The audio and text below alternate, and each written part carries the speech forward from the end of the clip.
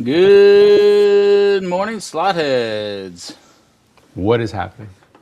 What's your mic's nice and loud. It's close Oh to yeah, it. because it's it's next to me. Sorry, I gotta. Is this the brightest this thing goes? I couldn't tell you. Yeah, I need better lighting. That's all right.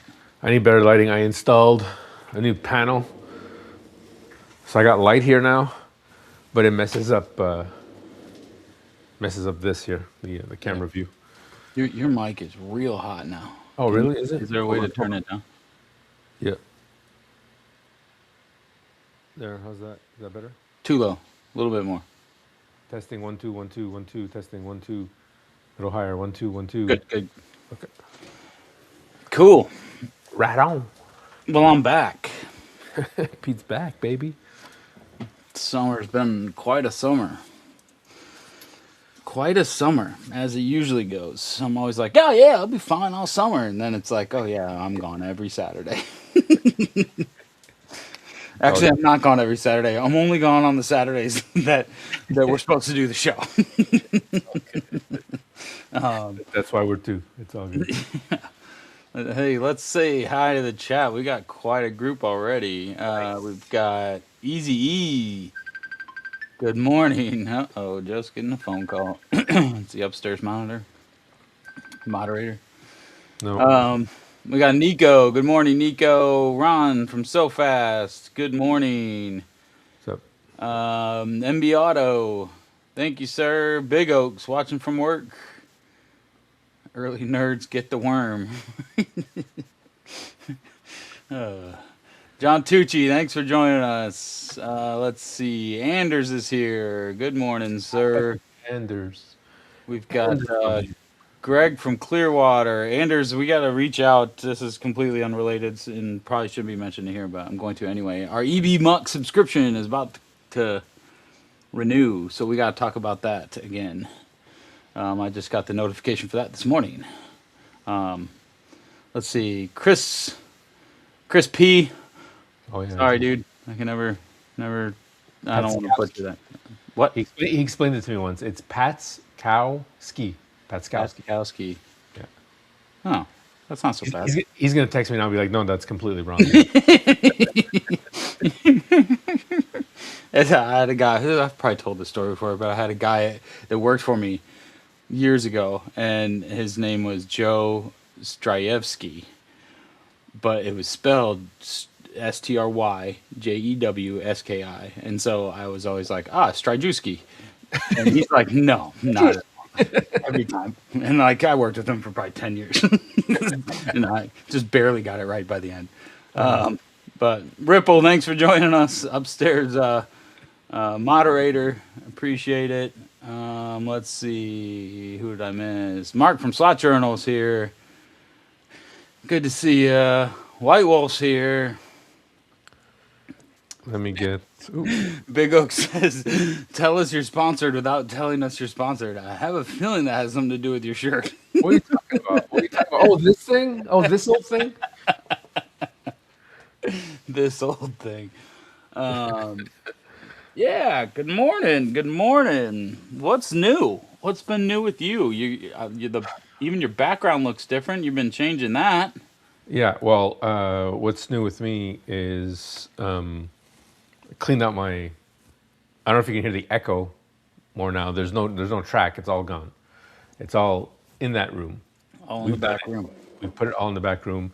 It's the table. I finished setting up the table yesterday, so I've got actually 19 feet. Originally, it was supposed to be 14 feet, All and right. then I was like, wait a minute, I can do 16. I can bring it up because I got the water. I got the water pressure tank. Yeah. There's like a very thin pipe coming out from my well, and I'm like, I don't want anybody crashing on this. And then I'm like, well, to avoid injury or damage, maybe I should extend the table. So I went from 14 feet to 16 feet because I thought maybe I could get a Marshall in that corner. And then I'm like, what's 3 feet? I measured it and it's exactly 19 feet. So I'm like, I just took up the whole Yeah. space. You know, How deep is it? only 6 feet though, 6 feet 4 inches, 6 feet 2 inches. Oh, that's deep though. That's good. It's a challenge for doing the setup I wanted to do. Yeah, I bet. But I'm definitely gonna have elevations now, so it's gonna come around. It's gonna do like a nice S thing, come back down. Telling you, you should look into the Bertrand 8, man. Yeah. Mine's on, I think, 19 by 3.5. Oh wow, 3.5. I Four thought 4 feet in the like deepest spot. Yeah, Mike was That's telling only me like he really enjoyed your track. it's fun. It's Yeah. short. It's a short lap, but it's a lot of fun. But 19 feet? I think so. Yeah, Yeah. that's we'll be 19 brothers. But the nice thing, yeah, and I only did it 3 feet deep so that you can reach all the way to the back without grabbers. Yeah, this one fits perfect. With the grabbers, you're touching the back wall. And Yeah, now, awesome. if you can see behind, wrong way again, because I don't know how to mirror. That's all my. I started passing one by one my USB cabling for the cameras. So those are Oh, cams and the through the wall. HDMI and the because the thing with the 19, the 14 feet was fine. The 16 feet was okay because I managed to squeeze the track. But with the 19 feet, I actually now have space to put monitors. Because I totally forgot that, like, oh yeah, I need something for my smart race. I need something to do the live stream so I can see you guys or at least read the chat. Oh, yes, because you won't be in the. Yeah. Well, that's it. And even the headphones, I don't know what I'm going to do with that. I'm going to probably pass a headphone wire back there, but that means I have to make space under the table so everyone has their own dedicated headphones. Like, I'm going nuts. Like, I'm just going completely nuts. Or I just might put a loudspeaker and be done with it. And then Warren can be yelling from the loudspeaker, and that's it. We'll just figure it out. Yeah, I've been pleasantly surprised. Well, at least with EV Mux, it does good on noise canceling. Like, cause I used to put in headphones to make sure that there wasn't an echo, but I'm just on speakers on desktop speakers, and it's catching it fine. So, although it probably wouldn't work if a third person. I don't know. Maybe not. Well, think about it, because I thought about it, and I'm like, well, if I give everyone headphones, that's fine. It's more wires to pass, more things to have when people change up, and it's like, nah. Then I might have to dedicate them to their stations, to their driver stations. But then I thought about it. I'm like, well, these mics pick up pretty great. They have good sound canceling, like you said, even with EV Mux. So if I just add a speaker, it's like a third or fourth or fifth person is just there talking. I don't see where. I mean, there's the noise of the track. So Yeah, it's and it not cancels that out pretty well too. right. It's just the speaker would be acting like an extra person in the room. So as long as it's like not right up against the mic, so you don't get that feedback into the mic, I think we should be okay. Yeah, there you go. That's Ooh, it. Barry joined us. Barry, there's another name. Barry, last name starts with an S. Um, hello from Minnesota. Minnesota, you drowning in that wildfire smoke? Oh my god. I got family up in Wisconsin that are saying it's going crazy. Yeah. Going crazy. We don't see it down here, but the sunsets this past weekend on the lake were incredible, and that's most likely due to all the smoke in the atmosphere. Well, that was that weird. That morning we woke up and it was like 8 o'clock in the morning and it was orange. Yeah. And we're like, what's going on? And I'm like, bah, whatever. It's the humidity, sun, no big deal. And then that night I'm like, but it smells like someone's having a barbecue. Jen's like, Yeah. no, it's the fires. I'm like, again? Didn't we just have this last year and more fires? Every year. Oh, Well, there's some out in Colorado. There's some up in the Boundary Waters. It's guys, wild. just stay safe out there. If you don't have to be outside, that's not good for you. It's not good for the lungs at all. Oh, he's on the Canadian border. Yeah, so I bet you're getting it gnarly up there because that's right where it is, I think. Right in the Minnesota Canadian border. Well, very good. So you're moving tracks. When is. Oh, I don't. Never mind. I'm not going to talk about that because I don't know if we're allowed to talk about that. When is. Yeah, no, we can talk about it. Okay. When is that coming? Monday. Oh, what? Yeah, that's why I've been scrambling to clean Like this. day after tomorrow? Yeah. That was, who just called me before? That was Marcus, my buddy. We're going up together. He was probably going to ask me some questions. I've got my daughter's boyfriend's coming in Sunday night. He's going to come help me in the morning drive because we got to be in Quebec City for like 8 in the morning. So we got to leave here for like 5 in the morning. It's a 3-hour drive, and we're going up in 2 cars. And I've calculated the space, and like, please, because it's a 3-hour drive. I don't feel like, you know, But we're going up with a minivan and a SUV. No, what is it? Like a Kia Sportage? No, not Sportage. The bigger one. The one bigger than the Kia Sportage. Anyways, we got space. We got Yeah. space. Cool. It's gonna be. Oof. Yeah. I'm, I'm just. I have been setting up. I've been dealing with 4Tracks. I've been dealing with making space for this one, Yeah. putting back my digital. I was just at my buddy Marcus's place to help him set up the pit lane game. Oh yeah, we were talking about that last week. Yep. And then I'm at my buddy's Francis. If you guys have seen him, he comes on the chat once in a while. Francis just set up a digital track in his house, 17 feet by 8 feet. Beautiful track. And I was just over there helping him put in the call buttons. And now I'm going to go over him with the jumper cables. I went over, I set up all his track for him. And he's a great guy. His table is fantastic. It's like overkill, super solid. You could build a house on that table for how solid it was. And I'm like, oh, Nice. okay, dude, you're serious.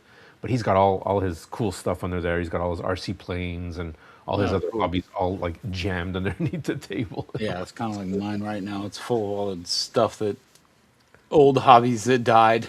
Oh, yeah. No, he's a chill guy. So we'll be doing Monday Night Madness from his place as well. So we'll have a plethora of tracks coming soon. Nice. So I appreciate everyone who comes on the live. And guys, I'm sorry about the summer, but just please be patient. When we kick back, we're gonna kick back in full swing here. We're gonna have a wood track. We're gonna have my digital track, plus Francis's track, and the occasional other wood track when we go to Sylvain's place. So I'll try to bring all that to you guys, just because it's fun. It's fun. Yeah, that's the most fun part of it, right? Yeah, is live streaming. That's what I get Yeah. out of it. Yeah, that's what. Yeah, I found that mic too. sucks. I don't even do videos anymore. I have one coming. Lately, I haven't even been doing this. How I take down my table. Normally people say, how do I build my table? And I took a video of like how I'm taking down my table. Oh yeah, Poor guy living the dream with slot cars everywhere. I know it's tough. It's yeah. Well, it's hard. just it's tough when you're people throwing stuff at you at all. Oh God. You, All right. There you you guys go. can get these shirts. You guys can get these shirts. Steve, Slot Car Corner. Go to Slot Car Corner. Just check them out. You can get your own personalized name tag on there. They're not expensive. They're very good quality. I'm very impressed with the quality. They're light, and that's it. Steve really, they're really good guys down there. And I just got a package from them. I don't know where it is. It's parts for my. So I bought this thing at Wood Slot. This one. oof, It's very cool. oh, that's beauty. The coolest thing I think is this wing is magnetic. Of course. Is that that's a Revo slot? Yeah. Oh, that's, Yeah. that's awesome. But the wing's magnetic. That's fantastic. So if it falls off, there's a magnet in there. Does mine have a magnet? No, mine's plastic. Never mind. But so I bought a Wood Slot, and then I wanted to run it on Blue Water's track, right on John Erdman's track that night when we were there. So I put it on there, and Mike was like, "Oh, you got to make sure that the gear mesh is right. So you got to mess with that a little bit because that's usually what's wrong with Revos right out of the box. Is you just got to tweak that." Mm-hmm. Well, I stripped the dang screws while I was there. No. So I ordered new ones. It's fine. I ordered a whole new mount, but all I need is the screws. So those arrived while I was on vacation. Nice. So I'm excited to get that on the track because I have been running. I got a couple new cars. I think I told some of the guys, I went a little crazy on eBay. Tends to happen, when you buy one on eBay, then it like sends you the notifications that like, oh, this similar thing is on sale too. I have 4 Revo slots in my cart right now that I cannot afford, but they're going to stay there. Forget it. So I got these two. Oh, nice. Didn't notice, and Mike's gonna give me a hard time. But this one, in the listing, listed not having tires. Did not read it. Just saw Blue Beetle must have Oh no. So luckily, I had some rear tires for it from the other ones I have. I bought spares. I don't have front tires for it, so I'm gonna have to figure that out. But this one was full in the cat, and I think this one might be my new favorite livery in that guy. That looks sick, dude. I've always liked the Germans do it with their Porsches and whatnot, white with like the writing livery, Yeah, any sort of writing or whatever. It looks so cool. it's slick. So those are fun. And then I had to get on the MB Auto uh, Scalextric LMP train, so I bought that one. He's been going wild with the LMPs, so I had to get one of those. Super slick, right out of the box. Like didn't change anything. I'll put the chip in it, but runs pretty dang well without sanding tires, without replacing anything. So I'm excited about tuning that one all the way up. And then the gem is that guy. Oh, sweet. So that's the Marlboro Supra. Oh, that's sick, bro. And that one's Revo. And I watched Slot R's video and a couple other videos about tuning it and going through. Slot R went like crazy overkill, and he admits it on the thing that it's like he Yeah. he way overdid it. And I did a lot of the same things. This thing runs like a dream. No magnets. It's the first no magnet car that I've put on the track, and I'm like, oh, okay, I can get it right off the bat, like get the hang of it. But it's like there's a lot more in this car that if I just practice with it, I can get more. And so that inspired me to start tuning up this Revo, because I had trouble with this one. But yeah, I'm just super excited. I started a couple of my cars that were like losing their steam. So like this Beetle was my fastest car for a long, long time. It started losing a little giddy up, and so I took it apart, tuned it up, did a few things to it, and then wound up. I have this. I only have the actual polish, but for my Dremel tool, those like fabric polishing wheel things. The white, like the brush. Uh, yeah, it's like a weird, almost like pressed wool. It's brown now because I used the. Let's see where that thing is. I have no idea what I did with that tool. Oh, here it is.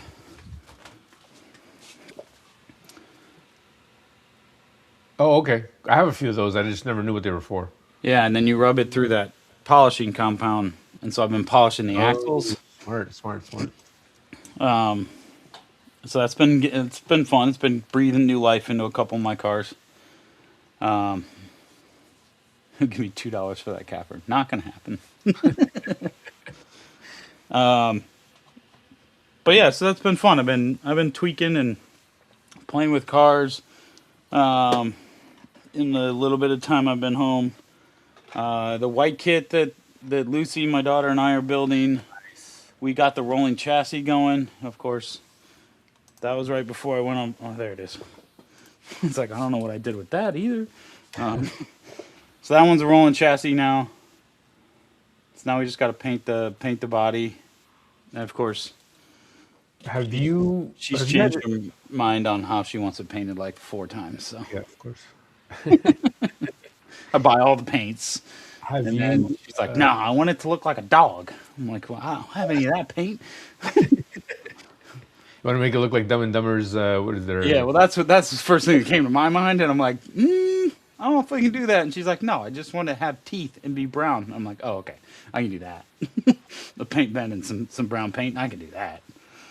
And Anders, sorry, I'm trying to get to the. And maybe Pete, you can help me. I'm trying to get to the pictures where we store our pictures on EVMux. What's the layer without messing up the whole screen? Because I believe I did download some of the pictures. You wanted to see the pictures of the wood track, and I had set up a live for that, and I just never did it. I don't That's know a good because if it's my question. project, I thought we shared pictures in this. I don't think we do. No, yeah. There's video clips. There's logos. Huh. in saved pictures. I guess in. Yeah, I don't know. That's I mean, weird. I could share them from my phone. I could put my phone up, and you guys can see the track from there. But Yeah, no, usually there's like an image thing. yeah, there's like a media. Like, where's the media? You know, normally it's in layers, and there should be a media thing at the top. But it's all good. Have you had any issues with your Pioneer Legends with the either the pinion slipping or the gear slipping? Uh, no. I mean, this is the one I have, and it's been fine. I did. I mean, on the other one, on the one I just built, so when you build it from scratch, the instructions say glue it. Oh, It says glue the wheels on too. I don't think I wound up gluing. I didn't no, glue the I front wouldn't wheels. glue the I wheels. might have glued the back wheels. Yeah, I didn't have any issues with the wheels. I had issues with the actual gear. It grinded out, so the axle has those little teeth on it Yeah. where the gear goes, and that just burnt out. Oh yeah, it said to glue that too. So I don't know. Maybe you should glue it. And that's Nico's solution to the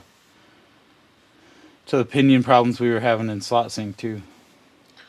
Yeah, I don't find the glue. I mean, I use the B7000, and I let that set for like 48 hours, and the torque on that gear just ripped it up again. And I'm like, okay, Huh. it's too smooth. So I'm like, okay. And then someone had mentioned, I forget what it was. I think it was somebody on the. I had asked a question on the worldwide slot car chat. Yeah. Said just replace it with a slotted gear. So I got an Ergel. Now, you think I know where the car is. I have 100 cars on my desk. You think I have it. I managed to get a 33 tooth Ergal, which I don't understand what that means. I guess it's like a lighter gear. Yeah. And then I got the Ergal one, and it took a little finagling. I had to sand it down a little bit on the inside of the actual gear to fit it over and I sanded down the axle because those axles have those teeth, right? So the plastic can bite Right. in. And I fit it on there, and the car runs perfectly. I don't even think I changed the pinion. I kept the plastic pinion. I'm just worried that now there's that extra weight on the pinion. Now that's going to make it turn That'll like, slip.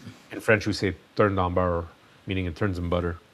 Not the B7000. How are the flux capacitors? Yeah, I just use CA glue. That's what Nico suggested, but that's also what it says on the instructions. So just like super glue.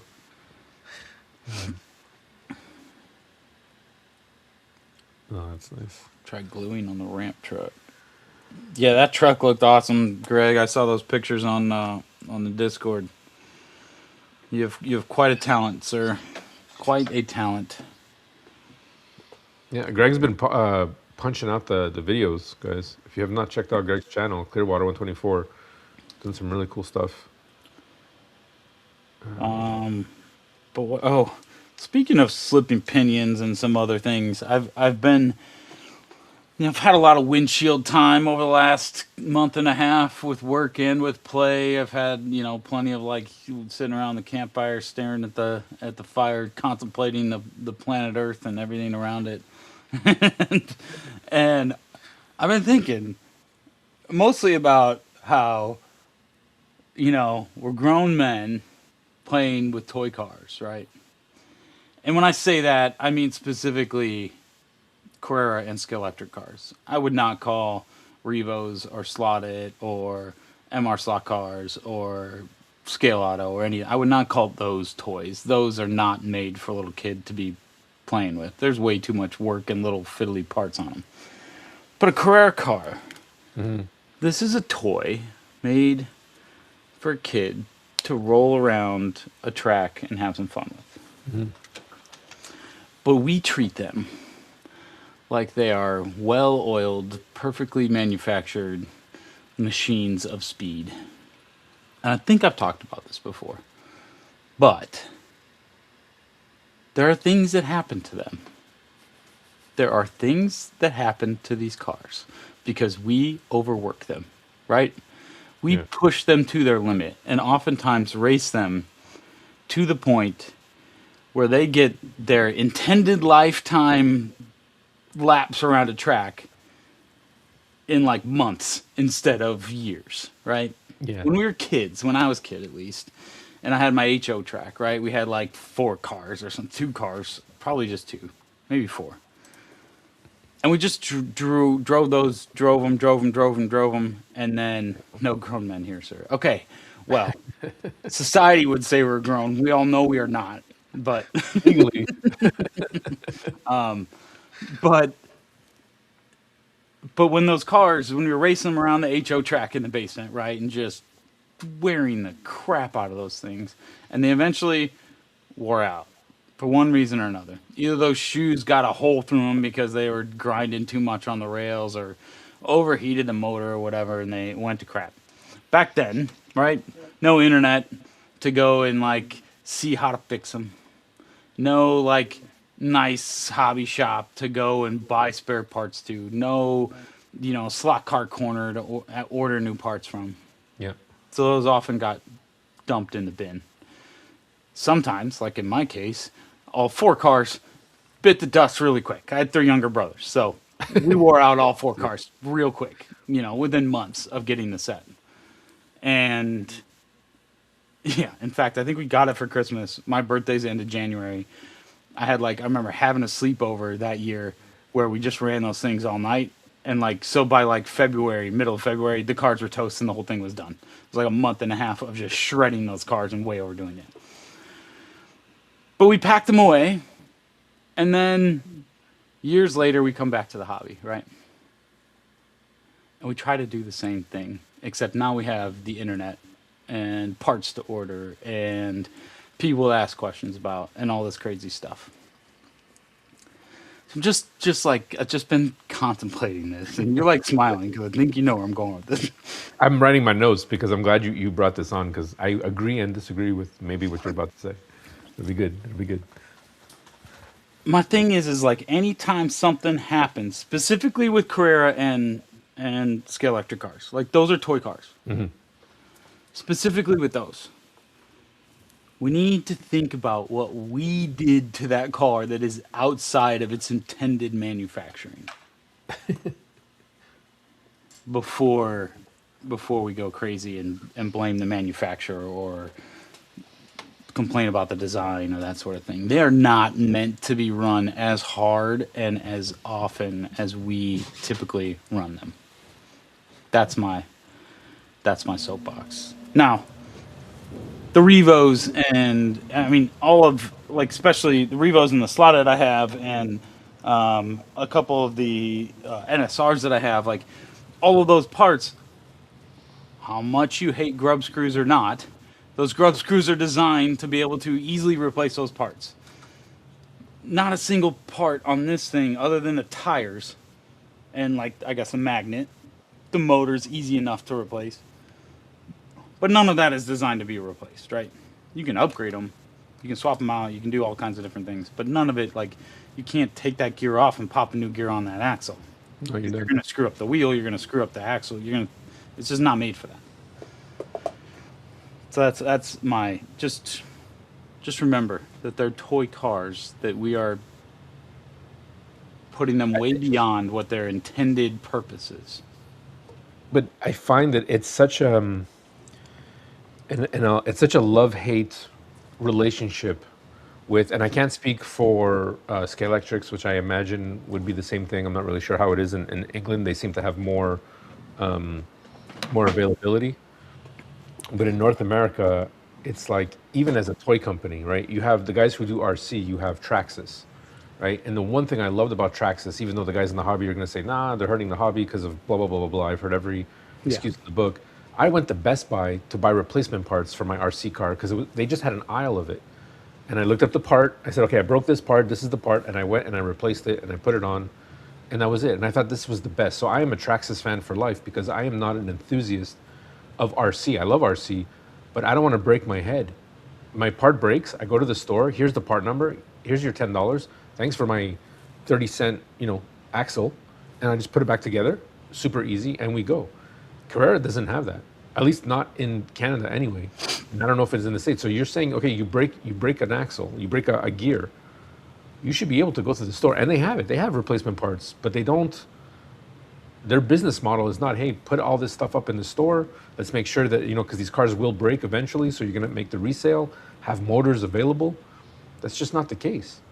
It's like Carrera puts out this product, and then they're like, yeah, whatever your store owner wants to buy from the distributor, then that's what you get. I mean, I have, try to find, you can find them, but it's hard to find. Like if I, maybe on a Porsche, you can find this axle kit, right, to replace it if ever you burn it out. I mean, Carrera knows their stuff is going to burn out. They give you a few guides. They know the guides are going to wear out. And that was the whole point of, basically the point of putting slot invasion guides, especially for 124s, this guide, I'm going to have it for life. I've ran this car in the GRL so hard with magnets down and so many times around the track. The guide is still solid, right? Little things, tires, slip-on tires, right? Yeah, the wheels suck. For sure, the wheels suck because they're not round. Well, there's that. But Scalextric cars, their wheels are round. You take off the tire, their wheels are round. Why couldn't Carrera do something like that? So we're just, we're like you said, we're ridiculously passionate about this hobby. Yeah. And that was one of my favorite quotes. And yeah, Carrera cars are meant for toys, and the only thing you can do to make them better or run faster is to put in 3D printed chassis, maybe. And then once you put in a 3D printed chassis, then you can upgrade the wheels and the axles and then that argument comes up, right? People come, well, if you're going to spend that kind of money, why don't you just buy a slotted? But maybe I don't want to buy a slotted. Maybe I want to keep it digital. Maybe I want my cars to smash into each other and not worry that they're going to like break into little pieces because I'm not running competitions, right? I'm running on my home track. So I just, there's a place for I think every car, man. And the toy versus commercial use or boutique or model, actual scale model that runs, and that because what is it for you that, you're talking about running with your brothers, you clearly didn't lose it. You didn't lose that passion, that drive for it, right? So what is it about the cars for you that you enjoy the most about slot cars? Well, I guess, like, don't get me wrong. I'm not, like, most of my cars are Carrera cars, right? Yeah. Because I like them, because I like to bash them and to destroy them. But, like, I would say we, like, looping me and you and some of the guys in the chat are in this, like, weird no man's land between we're not just playing with the kids on the slot car track, but we're also not, like, Ian Douglas, or like we're not, professional like racers that are going and winning things, right? We're somewhere in the middle, which is why we like Carrera cars, because we can bash them on digital tracks. But that's also why we're drawn to, more boutique brands, because we can get these to do things that Carrera cars just physically cannot do. Which is be lighter. Which is lighter. Like, there's things you can do even just with the parts that are in this car right out of the box that you could never do with this car. Like just adjusting the ride height, making sure that the bushings are aligned, making sure that the gear mesh is right. There's so many things you can do with just a handful of extra screws that you just cannot do with this car. But like even just the 2-part chassis, and that it has a little bit of float to it built in as part of the design. That's stuff that you can never do with the Carrera car with the parts that come out of the box. Yeah. No, and I guess all I'm saying is that, like, when things happen to a Carrera car, consider what you're doing with that Carrera car, because it is not made. And let's be very clear, and I've always tried to be clear about this. Carrera's business model is to sell forgive my language, but a shitload of toy cars to whoever will buy them. And whether we want to think that we are their most important customer or not, we are not. We are the ones that bitch and moan the most. We are the ones that are the loudest voices, the squeakiest wheel maybe, but we are not the ones that are making them their money. No matter how much we want to think we are. Because for me, even having my, 40 or 50 Carrera cars, there's at least 40 or 50 kids out there who have a starter set that costs more than all these cars. put together. Yeah. And I those mean, kids aren't complaining about the car breaking down. well, yeah, but then that goes into like maturity, right? Like, because I think what you're saying here, and it's something that happened to me as well, right? Like, forget about the wood track and feeling the car on a smoother surface and actually seeing what these guys can do and what they're meant to do. Like, it's a completely different ball game, right? So for me, it's like chasing that feeling, and that's why I got 100% back into what can I do to my Carrera cars to bring them up to par with a car that runs on a wood track, which is almost impossible just because of the weight and how they're built. They're Yeah, like you said, I would have to rechange the car, and then at that point, well, is it even a Carrera car at that point? So correct. what I'm basically doing is I want to keep the body, Yeah, but I want to. So at that point, yeah, fine. But keeping it on the plastic track, what can we do? Because what you're searching for, and what I'm searching for always is the smoothability, right? And I'm not trying to say that to start. I know people, oh, it's not a word, whatever. I get it, but you're running that Revo, and you see how well it runs, and the adjusted because it can be so adjustable. You can tune it to your track, tune it to your driving style, and I'm no professional at this. We're still, for myself, speaking for myself, I'm still learning all this stuff, and it's gonna be a crazy learning experience now that I have a wood track at my in my own, yeah. right here. Carrera will not allow you, without doing major modifications to the car, to get smoothability out of it. There are some great products out there. Solid Invasion, USA, plug and play stuff really smooths out the car. And when you're racing that Carrera car around the track, the smoother that car can run, the quieter that car can run, the more enjoyability you're going to get out of it. I mean, I Yes, think that's for what you're chasing. you That's what I'm and for chasing. me. That's what everyone's chasing, Except, especially when you take out the except, magnets. I think they're yes, but I think, and that's a key point. There is it like I think a majority of their customers, the ones that they're making the most money on. So like if you talk to like Nico saying their biggest product is Carrera Go, right? There's that's a whole nother another conversation. But even like just talking about their digital and their evolution cars in Carrera, like the majority of the people who are buying those sets and racing them at home are oftentimes not even buying additional track. Maybe buying additional cars because they see them at the hobby shop that they got the thing at, or they see them on Amazon or eBay or whatever. But like those people are looking to go fast on their track and have fun and crash them and change lanes and do pit stops and do that sort of thing. They oftentimes don't even have the experience of a wood track smooth car. They never, and so I think what we as like the quasi, the hobbyist people in slot cars need to sort of accept is that Carrera cars are a they're a part of the hobby, right? They are It is the core. I don't see how anywhere else Carrera is the core. Scalextric is the core. right. Because without that, there's no stepping stone for But new. there's like think of it as like a tool in the toolbox, right? Yeah, This one you're not gonna get the smoothest, quietest ride on it, but you can trash this thing and bash it into each other and get that, and it's gonna last forever if you treat it right. Whereas like this one, I can get super smooth and quiet and running without magnets and doing all those things and having a whole lot of fun with it. But I would be very nervous to put this on with six other of these cars and changing lanes. yeah.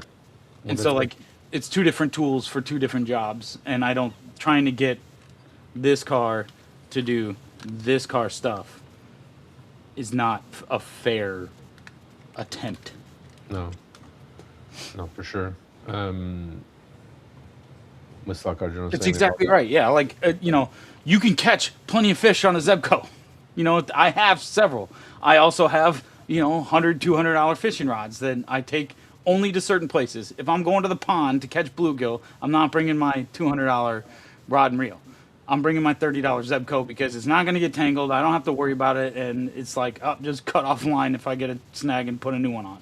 Like it's the tool, but like that's the great thing about it is that like there are all of these things. We just need to make sure that yeah.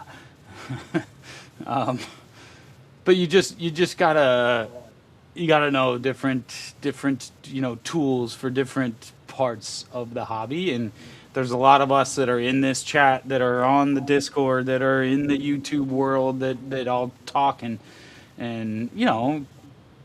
complain about the cars, but also love the cars and love to tune them and love to do all these things. But I always want to make it better and better and better. But got to know that, like, it's different tools for different jobs, and that I don't know if I have a Ferrari 296 that I modified almost to the gills without changing out the motor. I put in the staff wheels. I put in the independent front suspension, front axle, so they spin different. Excuse me. Upgraded the back axle, and even went down a gear. I went to 29 teeth because for my track at the time, slower is faster because it wasn't as twitchy, right?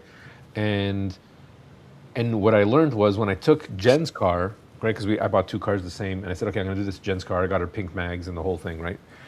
And then when I raced her car, I'm like, I didn't take the time to race this car.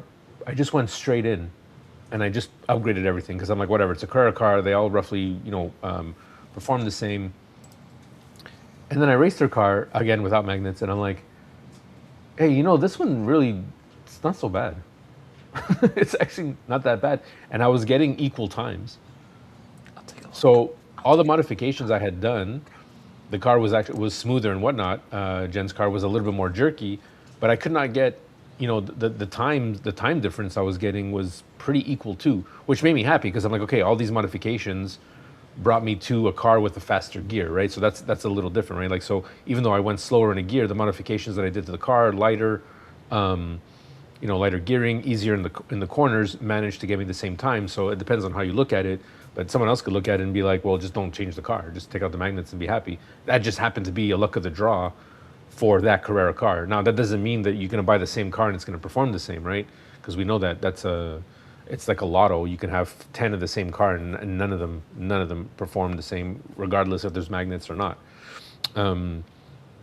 So it's how deep you want to go. And I think, I had to go through that to see that, and now I'm at a not a dilemma, but I'm like, do I even want to upgrade the next one? Is there a point, or should I spend that money and get another car like that so I can race for people? Because another thing is how we race here is, Monday nights we have people come over, and people are like, oh, okay, I guess I'll buy my own car, and Jamila bought her own car, which is fine, but I never asked that of anybody at the club. I'm like, I have so many cars. There's no point. Yeah. Don't spend your money. Come over, unless you plan on putting a track in your house. Like Francis, I'm like, you don't, I'm like, and we even discussed it. I'm like, am I bringing my cars to your place or are we racing on yours? He's like, well, no. He goes, race on mine. Come here and race on mine. And then we kind of started talking, and I said, well, you know what? You got a lot of BMW M4s. I go, we have two, so Jen and I can bring that over, and we can do an M4 race one night. Like we can pick different classes now that I got a Carrera buddy, not too far away from me. But that's, I mean, there's not many people with that experience either, right? There's not that many people. So we're alone on our tracks trying to figure stuff out.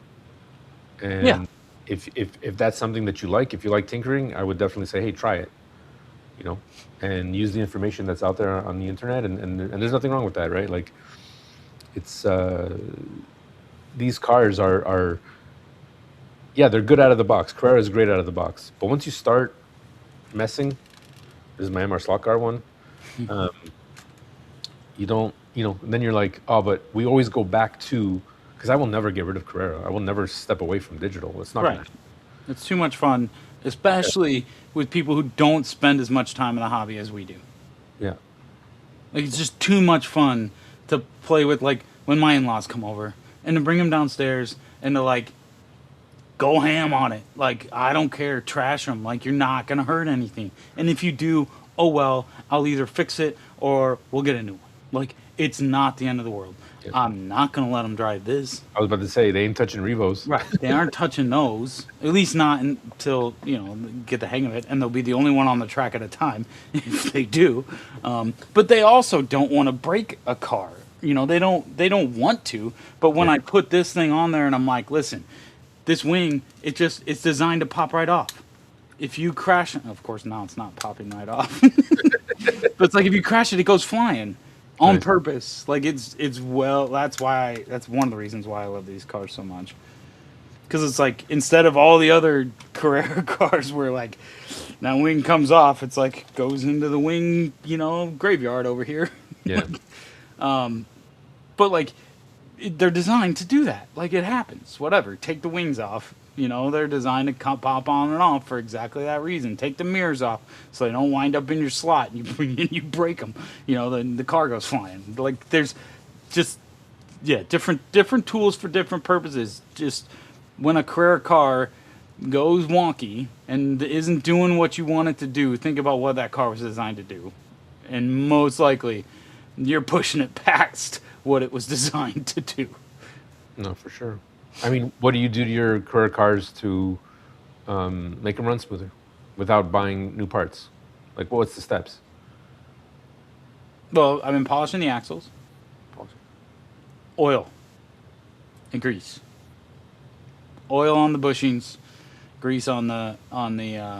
But I mean, I've heard people say not to use grease on the things because they're the self-lubing whatever plastic. I've heard that. Don't look at me like that. No, I've never heard of that before. Self-lubing plastic? What is that? I've never heard of that. So like the plastic grinds itself up, right? As they break themselves in, and it's loose on there. Yeah, because it's soft plastic. That I understand. So they're saying don't put grease? Yeah, a lot of people don't put grease on them because they're self-lubing. I would assume you put the grease just to quiet it down, to help it like Yeah, smooth into there and get the grease to absorb into that porous plastic. Because it was an eye opener. but that's it. I had That's this all I do. Mercedes, my gray with the yellow stripe livery, and all of a sudden, like one day after a race, it just started making the worst noise around the track, right? Like, and I'm like, oh man, I got to look at this one, and I would forget. I put it aside, and be like, I'll look at it later. I'll look at it later. And then one race, I'm like, oh, I'm just done. Like, I'm tired of listening to this car scream. There's clearly a problem. Let's open it up.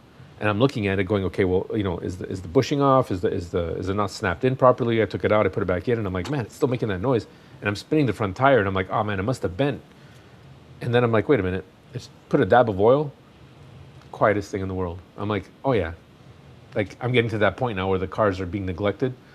So it's like certain cars are getting neglected, and after racing it so many times, it's like, no, you need to maintain. And I'm like, yeah, man, just a dab of oil, and the bushings that I did take out of Carrera, I noticed, well, one, their axles are not standard, and I believe this is one of them.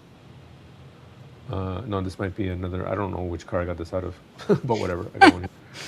I noticed that they have extra space in their bushing, and I don't know if that's a quality control thing, or they have a little bit of play in the bushing itself.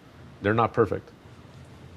Oh And yeah, I think that's done on purpose to be like, no, you just slap some oil in there and go, and don't even stress about it. If this is a Carrera one, I can tell because it is a Carrera one because there's no bevel. and I found polishing those axles like that's another good one. That's like no parts needed, just polishing those axles. I mean, you can see, especially on the ones that have been running for a while. But I mean, when you polish that thing down, you can get a mirror finish on it with hardly any work. And then you put it back in, and it's like you snap it, and then they just spin. Yeah. The only other trick I like is the self leveling. Right, if you can straighten out the back axle, but I mean the trick to that is, I mean, do I have a Carrera car here?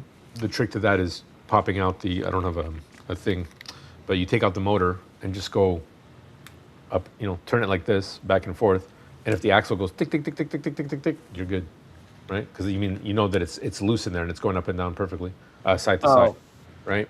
I mean, but you got to take out the motor. It doesn't work. I mean, I guess you can do it with the front wheels. So Right.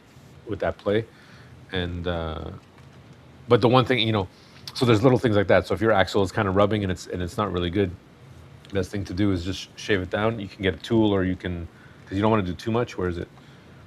I got this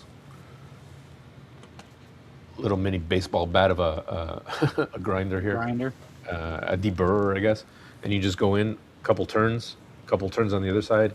You snap back in your bushings, and then once they're loose, right, then you put a dab of glue on each end with the axle, and then it straightens it out because you'll always have a straight. What do you call it? Home Racing World. Harry Wise does a great video on that. Dab of glue on the bushing so that the bushing's glued into the chassis? Yeah. Huh. So, oh yeah, here. So I mean, I gotta know. It's not. This is a Scalextric car, but no, sorry, it's a SCX car. So the bushings. I mean, this one. Okay, this is a bad example because these are self-leveling bushings, which are really nice. Yeah. You know, but then again, right? Like you got an SCX that's got like, it's got a pod in it, man. Like it's not that hard to do. Like this is an SCX, which I think are still some of the, cheaper end cars, but they have a self-leveling bushing in here and a pod. It's like how hard could have Carrera done to do that? But It's not hard. It's expensive. That's manufacturing. But SCX is Scalextric. I mean, they're still in the toy, but I still consider this a toy. Yeah, sure. But that car is more expensive to manufacture than a car without a pod. For sure. Because it's a car without a pod is that's one mold for that chassis. Every single mold that they have to make costs, $100,000.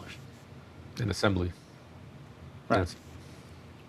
But it's mostly, at least in my experience from what I know about that manufacturing process, it's the actual mold, that die that they're making, and every time they make a new one, it's like that's why they have to they can't just make a one-off car because they're not going to make their money back on the money they invested to make that mold, to mold that plastic to that shape.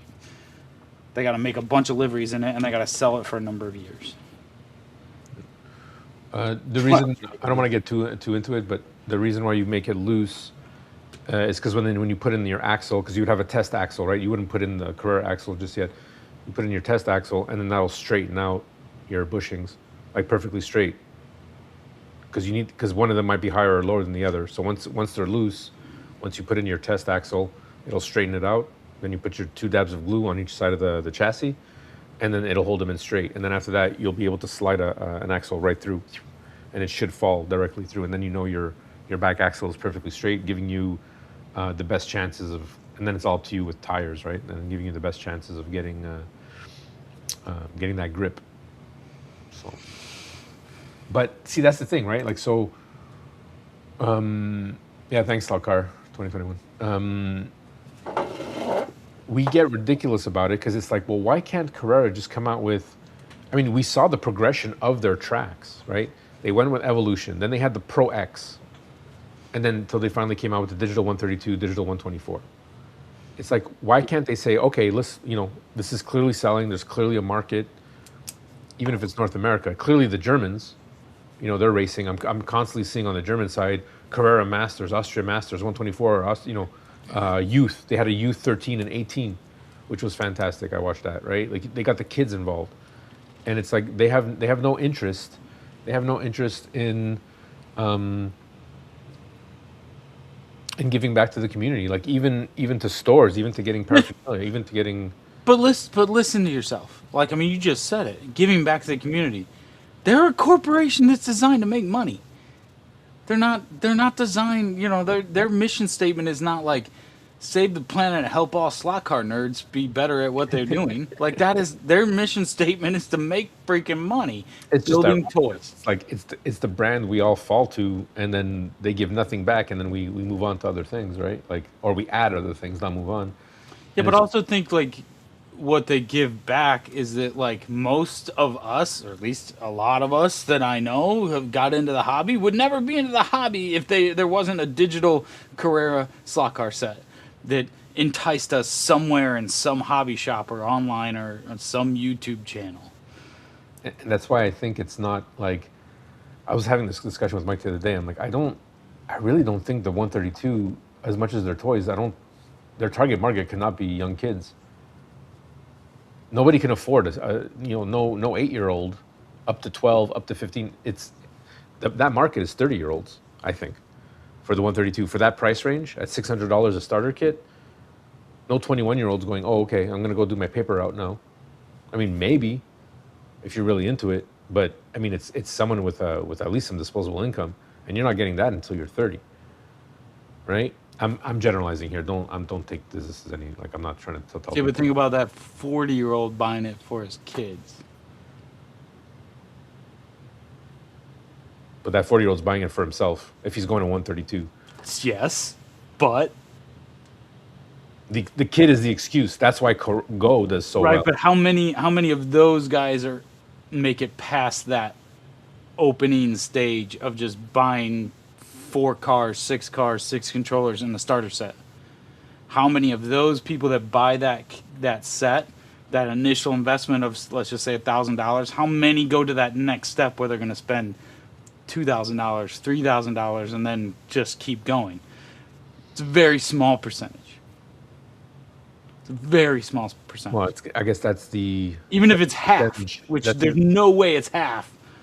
Even if it's half, that's still a ton of money that they're making, and those people don't bitch and moan about their cars and the pinions slipping and the tires being crap. Like, well, then they those don't people, deserve to be in the hobby. Then they don't know what they're talking about. but that's what I'm. Now you're gatekeeping. No, man. I mean, it's no, it's for real. I mean, it's these cars, and the one thing that sold me 100%, because regardless, man, I'm sorry, like, this car got beat up a little bit, whatever, it's all good. It's a great livery, it's missing a front tooth, as you can see. That was my fault. Kills me that that looks like that. This is my GRL car, but the fact that this is a real car, and this is Yeah. what bothered me in the beginning. I'm like, oh, all these cars have to look like racing cars. Can't we have like normal, like, street cars? Which Carrera does, but again, rare to do, rare to find. But it's like, this is a licensed car from Porsche. Porsche gave its okay, and that's what I think is awesome about these cars, and that is what I think Carrera has above anything else, is that they have licensed cars. And it's like, I don't know what it is on the table. I'm like, oh, okay, yeah, whatever, yeah, beat up. But you take any car, any Carrera car, and you keep it in that jewel case, and this car is badass. I'm sorry, this new Porsche, you know, in the jewel case, untouched. She might never come out of the jewel case. And you know what? I might be a, oh man, there's a sticker on there. I might be a Might have it right. collector because I enjoy how these cars look, and keeping them in their pristine condition. You know, it Now might you're make going. Now you're going even further into rarity of somebody who's buying a Carrera digital slot car I'm turning into Raul. Is to what I'm doing. look at it, I'm, to but never take it out of that you know, case. why I would buy this. You know why I would buy this instead of buying just. Someone would say, well, why don't you just go buy a model instead? Yeah. Yeah, okay, I can buy a model, but that model I can't.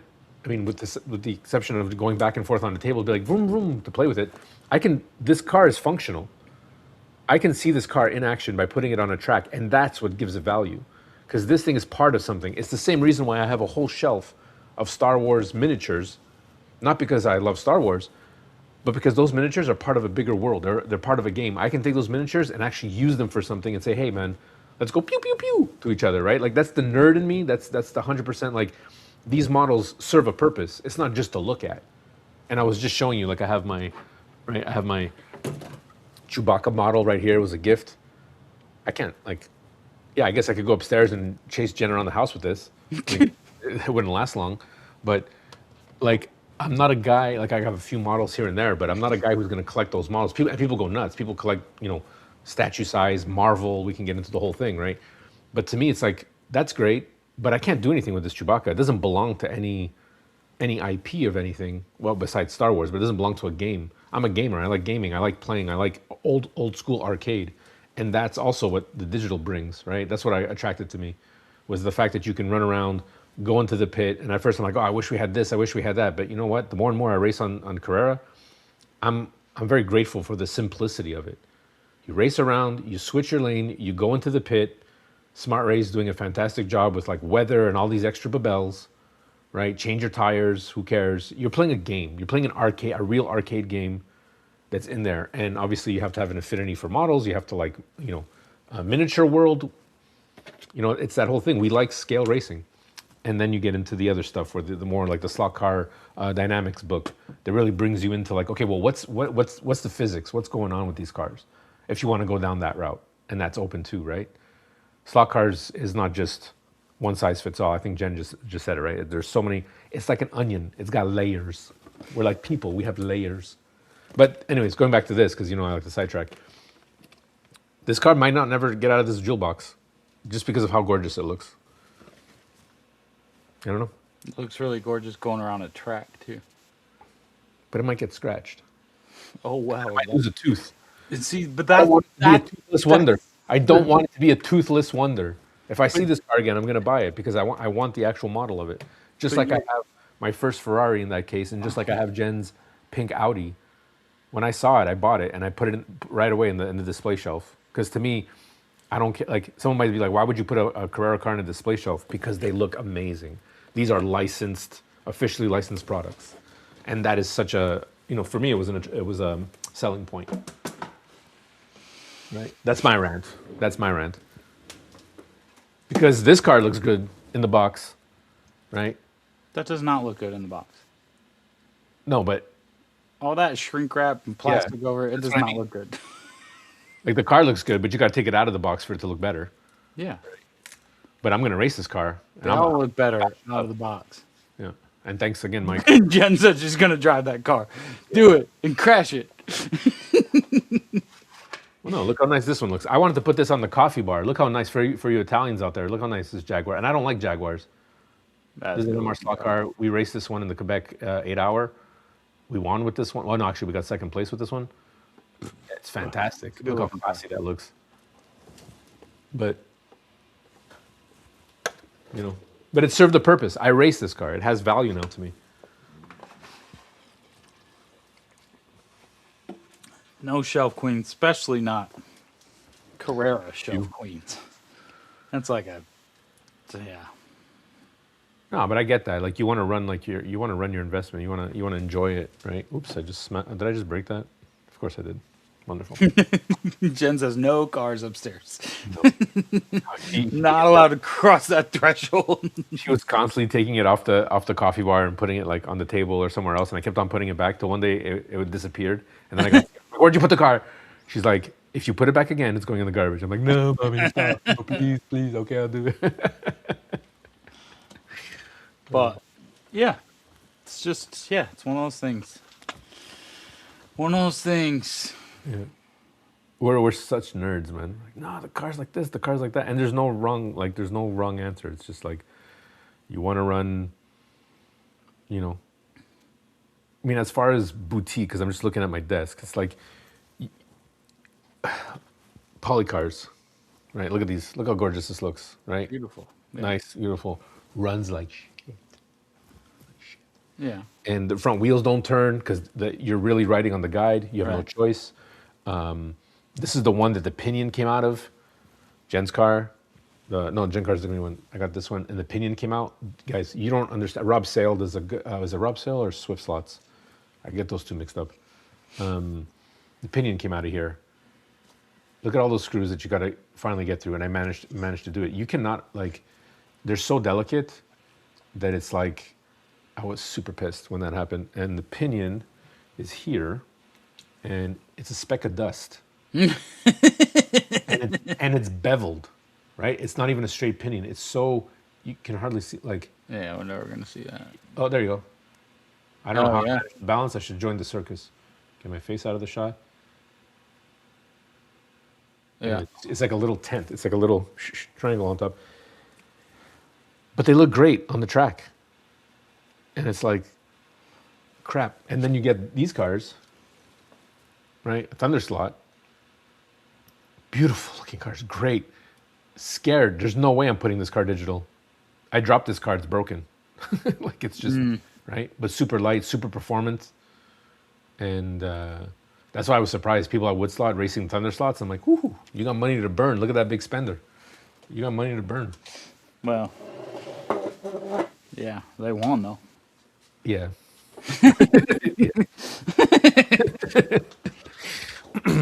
There's something to be said. I think Thunder Slots, personally, and I'm not trying to do sour grapes or anything or be sour grapes about it, but I think Thunder Slots, like the NSR Moslers, should not be allowed in a specific class of racing unless you're going to like dumb it down or make sure that everyone's running the same motor. They're just like one step above. There's no Thunder slots are really well built. They're meant for speed. They're built to win. Yeah, they got to be all the same. Yeah. Yeah, spec class or whatever. Just if we're gonna go down that route. But yeah, anyway, I'm getting into Revos. Nice. I'm running magless on those. So no mags in this one. Never put a magnet in there. I love it. I gotta work on the tires. Sometimes when it slides, mostly in this big sweeping corner, it does the like chatters.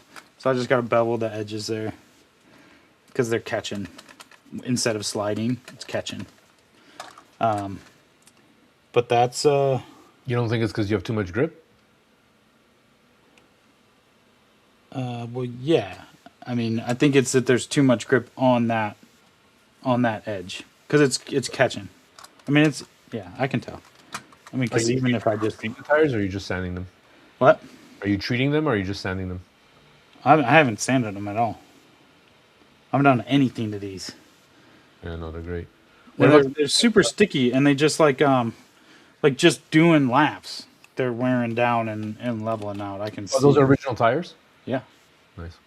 they're super soft, which is wild. This one, yeah, they're super soft too. Yeah, they're gonna get softer. This one I sanded at John's place. I regret.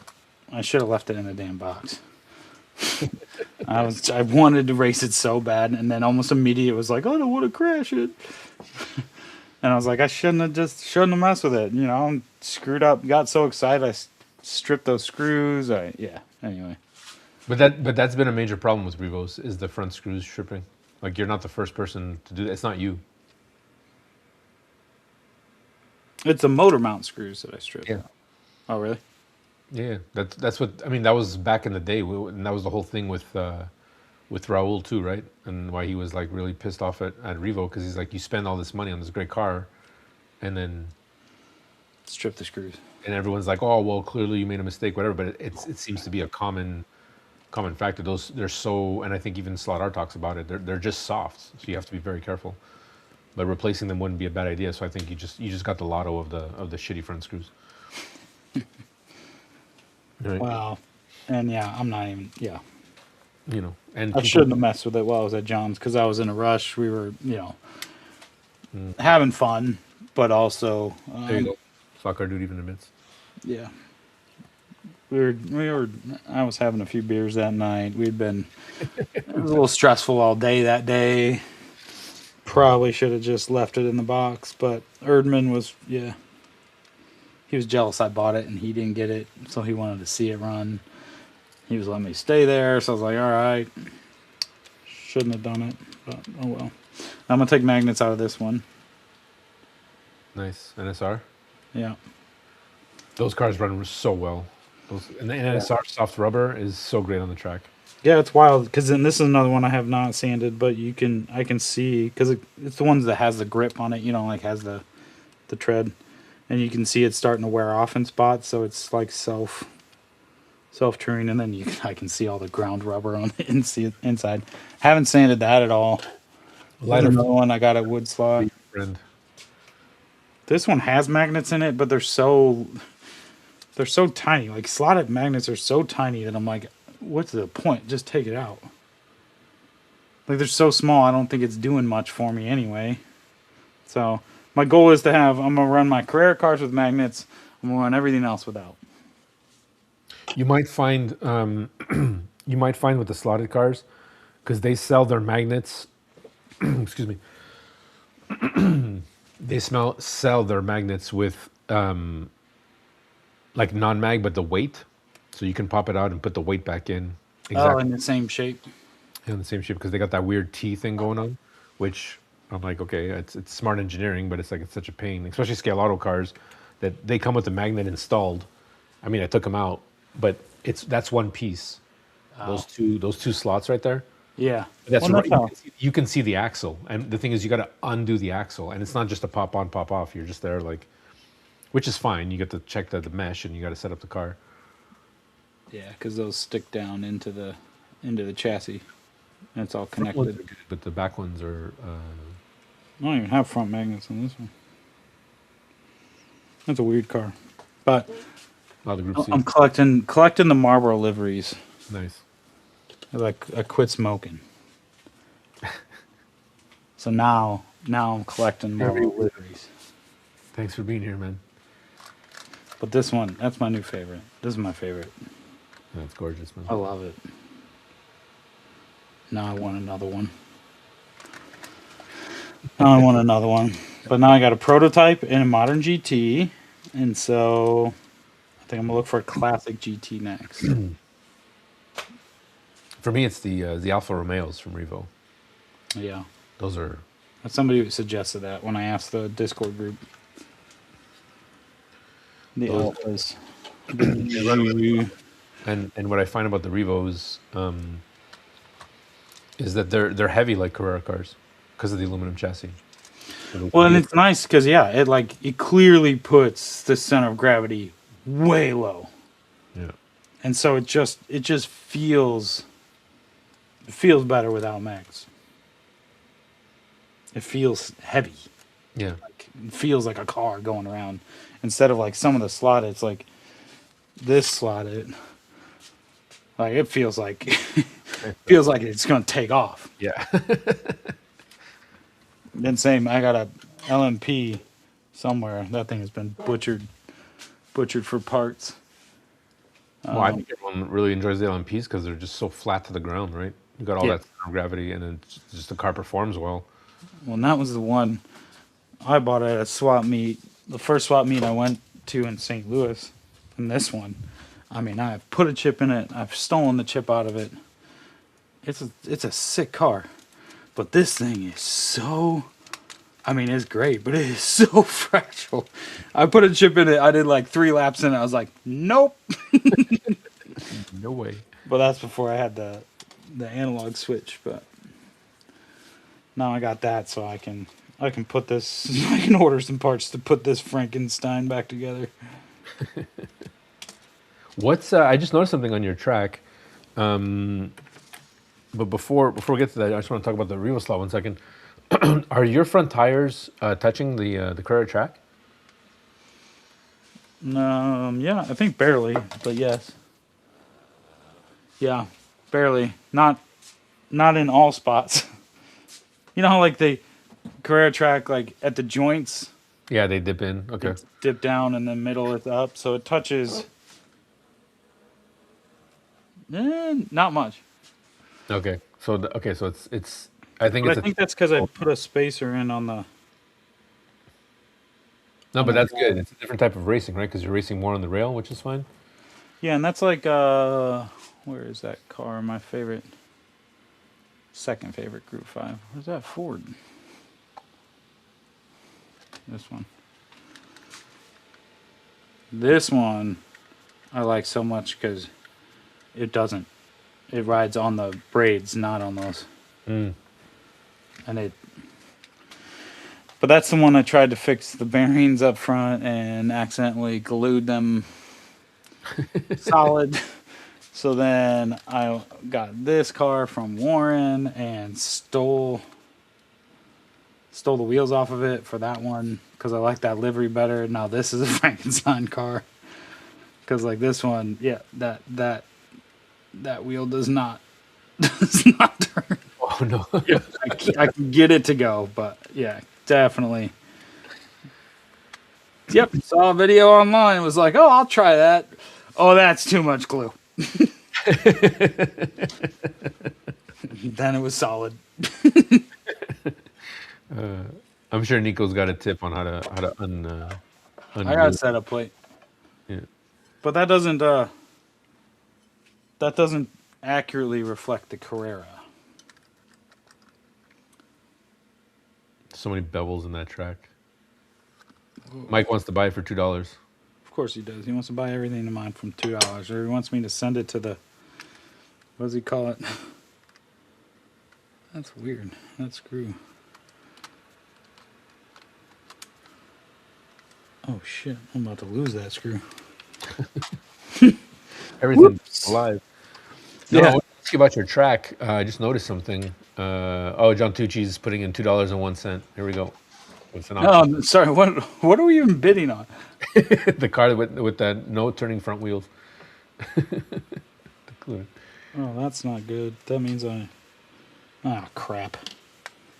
Why Wolf? You remove the front axle from your Carrera cars for the younger kids? Oh, Why Wolf? Why Wolf just came in with $5. What's We're going talking on? about this car. Yeah. All right, go for it. I mean, I showed you that it doesn't work right. Oh, Slacker, do we got 501? 501, 501. Can I get a 502? Can I get a 505? Can we get 505? Somebody with a 505. Oh, Gen 1 735. 735, 735. That car for 735.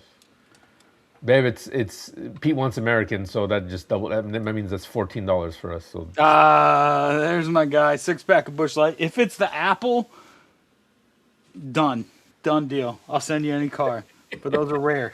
he's gonna send you a coupon for your local. No, you can't get it.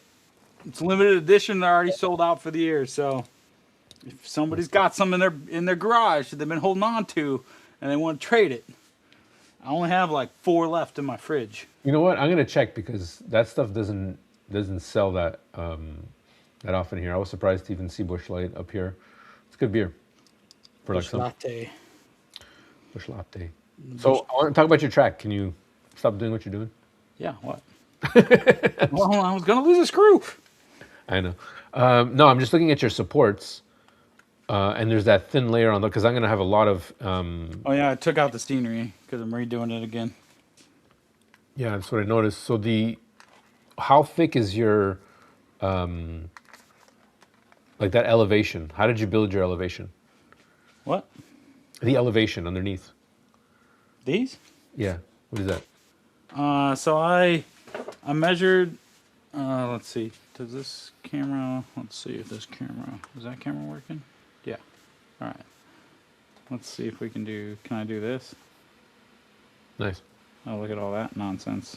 Well, we don't need all that on there, but I measured how high up this bridge needed to be to fit like my cleaning truck and a couple of the other tallest cars, like my Mario cars. Mm-hmm. And so I took that measurement, and so I knew how tall that needed to be. And then I basically, I have one of those foam cutters, right? That's like a table saw for foam. Okay. You could do it with a ruler too. I think the first ones I did was with a ruler. But so I measured that minus, this is just real thick foam core. Okay. Okay. So the first thing I did was I laid out the track. I put that thick foam core underneath the track, traced it out, like with the shoulders, with everything, and then cut that out, stuck that underneath. And then so I know that I need the car to fit underneath that piece of foam core and that bridge. So I know that needed to be, I don't know what it is. Let's just say it's 20 centimeters, 10 centimeters. Mm-hmm. I don't know, whatever it is. 4 inches. Yeah, sure. Yeah, I think it is 4 inches. And then basically did one at 4 inches and then cut another one the width I needed. So like if it's a spot where there's a shoulder, Mm-hmm. I cut a block that is that wide, as wide as the track and the shoulder, and then cut the height to be, if that one was 4 inches, this one's like 3 7/8. Okay. Or 3 1/4, and then 3 1/2, and then, sorry, 4, then 3 3/4, then 3 1/2, then 3 1/4, then 3, then 2 3/4, then 2 1/2, all the way down, and then I just space them out so that it's a smooth uprise. Okay, so you went down by 1/4 of an inch, basically. I don't think it's 1/4 of an inch, but it's probably close. They're glued in, so I can't pull them out and check. Yeah, I can tell you. No, I'm just curious at how the incline, how you did your incline. So they go up by a centimeter each. Oh wow, okay, So that one to that one is up by a centimeter. okay, and And then I did the same thing, but opposite on the way down. And you can spread them out to make it more what's your gradual. spacing between poles, supports? Uh, I don't know. Like a foot, less than a foot. Well, some of them are different. Like this one's more than a foot. This one's much less than a foot. Okay. But it has to do also with like which way it's curving. Yeah. Okay. So you got to get them tighter. So like on this side, that's a foot. Yeah. So on this side, it's less than a foot between those two. But since it's curving this way, the outside is more than a foot because it's going out, fanning out. Okay. Oh no, I see what you mean. Yeah, because it's going to go on the angle. Did you slant them at all for Nope. banking? No. I wanted it as flat as possible because I know I couldn't. You know, every little like extra curve and all that you put in there just makes it a little bit wonkier to connect everything together. Because it's already like on paper, on the design, it snaps together perfectly, right? Nothing to worry about. But when you add the elevation and all the other stuff, it twists it in weird ways and it doesn't quite go. So sometimes I have to click it back together. Have you put any like because I've noticed that the shoulders are the ones, because it happened on my other track. It's always the inside shoulders for some reason will not fit properly. Well, so all of my shoulders are 3D printed. Okay. So my outside shoulders are the standard width, but the inside shoulders are like they're super narrow. That's a lot of math, Kirby. It's, it sounds like it, and I'm probably over explaining it, but No. the It's 'cause inside ones. Well, so like the standard width is what 110 centimeters, and my inside ones are 3.5. Okay. So they're just barely enough because you don't. Yeah. On the You inside, don't you don't really. And then I designed transitions. All of those are on Thingiverse or something. I put them up somewhere for free. Because they're different. They're the same. The outside are the same width, but the connectors are different. They're not in the same spot. So you can't mix and match. Yeah. No, because I've got that round curve, and then I've got an S to come back, and they overlap. And the thing is, what the part that overlaps is the shoulders. So I'm like, of course. I'm like, okay, because of the width of the 6 foot, because I had to go to R1s. Oh. Like a seashell thing going on where it goes around, and then it comes back in on itself, and then comes back out. So the car comes in, does like a turn. So I got to make it go high. So I'm gonna have basically 3 levels, right? I'm gonna have the highest step, mid, and then back down to level ground. And then I have another overlapping loop, but I'm not worried about that one. So I want to make sure that. So I'm thinking, do I do it in foam? Do I do it in wood? Because they're so close together, I know that I have. Or am I going to buy like a sheet of MDF and do like you did with the foam core? But if I didn't realize the foam core could come that thick. I think that might be my best bet for cost wise and. I got a Michaels. Michael, Yeah, any craft shop. we got Or one. Hey, Dad, how you doing, man? and the stuff I got, and I think I've either talked about it on this show or on a video. I don't remember when it was, but Take care, Nico. Thanks for being here, man. the stuff I got has the cork board, thin cork board layer on the top of it. Oh, okay. I have no idea why, to be honest, because like you couldn't really use it as like a bulletin board, you know, like a thumbtack board. So I don't really know why. I don't know if it's maybe yeah, I have no idea. But I got it because thinking like, oh, maybe it'll have a little more sound absorption. It does not. No? So it was more expensive for no reason. Oh, okay. So they like- sell without the corkboard part? Yeah, you don't need that. Yeah. I just bought it because, well, and actually I think when I bought it, I needed like something like 10 sheets or 6 sheets or something. And they didn't have, because this is what it looks like. Okay. That's the thickness. Nice. And they didn't have, however many I needed, they didn't have without the the core. Can you show how flexy that is? Like how flexible is it? 0. 0. Yeah, it's stiff as a board. I mean, that's thick foam. Okay. Like, what's the difference between using that and using?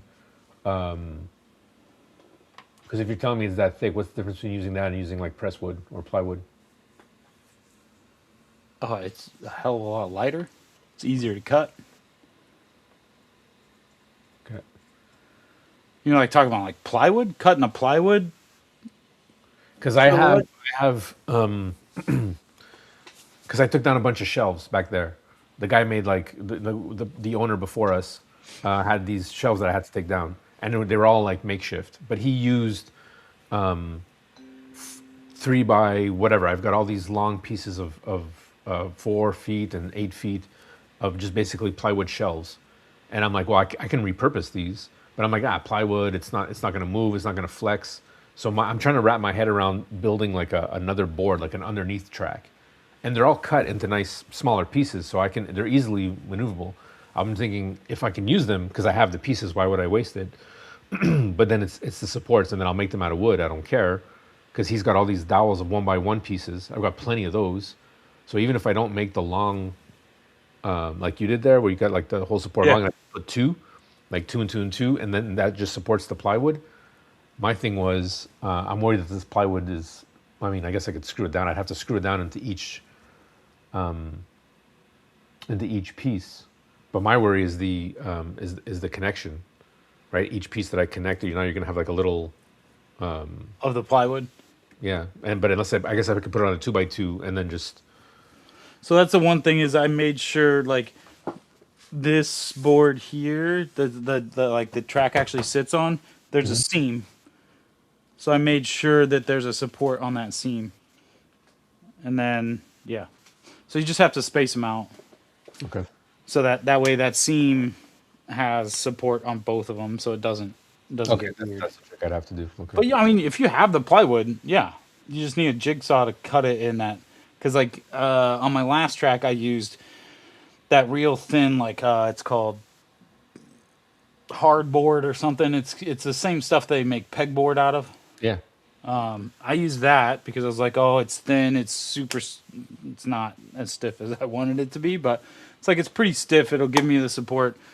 The trouble was it was such a pain in the butt to cut. Just because my jigsaw and it's fine. I did it. Yeah. The mission accomplished. I built that track. But when I went to do this one, I was like, that stuff's more expensive and it's a bigger pain in the ass. This I cut with a box cutter, like a hobby knife. Yeah. And so I just penciled it out and then just cut along that line. And it's the perfect width. So that way, when I make scenery, the scenery drops in and it doesn't touch the track. Like, it doesn't have to be attached to the track. That way it can pop in and out like I did with that piece that I just threw in the trash. Yeah, because I'm trying to. Right now, my cost of everything is not that much because I installed 2 panel lights. That was under $200. I bought new carpet because my carpet doesn't reach all the way and it's too dark. So I found carpet on sale for $34 a piece. I got 3 of those. And what else did I buy? That's about it, really. I didn't buy anything else. So my cost is really low. So I'm trying to recycle everything I have. Yeah, you can absolutely do it. You have a jigsaw? Yeah. I use that for everything. That jigsaw, like I changed the blade and I do everything around the house with that jigsaw. Yeah, then you could definitely do it, especially if you already have it. Then you save money. It'd be worth the extra effort to cut it because you already have it. Yeah. So you just stick that underneath your track and trace where you want to have the elevation. You just trace the track. Yeah. And then, Okay. Because I didn't realize that it was that, when you told me that it was that thick and it's not flexible, I'm like, well, it depends, right? If I go to the store and I see it and because I only need like maybe 3 or 4 sheets because it's a small section. So we'll see. Okay, I was curious. Thank you. Just wanted to. Yeah. Curvy, I don't understand. Joe, the gantry on your desk behind you, is that wide enough for a 4-lane? We can see it behind your head. Oh, the gantry. Yes. Yeah, that's the gantry I built from what is it, Magnetic Racing. And I had the option to shrink it down to 2 lanes, but I built the 4-lane one just because 2 lanes with the shoulders works, and it doesn't even fit in the screen. And Here. this is the first thing I built ever, like as far as scenery goes. I'm really proud of this. And Jen helped me a lot with this. And yeah, this fits the 4-lane. It's beautiful. It's got the phone adapter, but you don't even need to put that in. You can just, that's just an extra piece here on top. If you guys can see that, you don't need to put that. I mean, you could for support, but yeah. And what what was fun was painting these individually and then gluing them on, and then all this black and white here, all the black pieces, those are all painted individually and glued on. I don't know if you can see that, but it actually pops out. They do such a good job of that kind of thing. Yeah, but if you're, you know, and it's all in the details, right? Like, we went in and we painted like all the bolts, and then all this. Oh, this needs glue. Oops. This comes in after just to give it that extra, Yeah. like that extra little detail here, like all the basically like the small framing. You don't have to put that in, but like it just gives it such a pop. Makes it look so much cooler. And there's even a space which is really nice. On the sides here, you can see that hole. You can pass your wires for your phone. So it passes. Oh, yeah. And it comes right out, and you have the little holes at the bottom of the MR slot car. I knew that was something fell off. So there's holes there at the bottom that you can pass your wires through if you want to put lights or whatever. Very well thought out of. I think I did. I think there's some. I don't know if it was. You did a video on it, I think. Some shorts. They even come with little spacers that you put on the track here. Oops. There's like see that, these little tracks here? So your cell phone, you can lock in your cell phone or whatever. Oh, that's cool. It's pretty nice. They make some wild stuff. But yeah, if you wanted 4 lanes, this would be on the shoulder, unfortunately, because it fits exactly correct 4 lanes. Well, actually, I have a correct track right here. Yeah, it's exactly 4 lanes or 2 lanes with shoulders. Oh, great.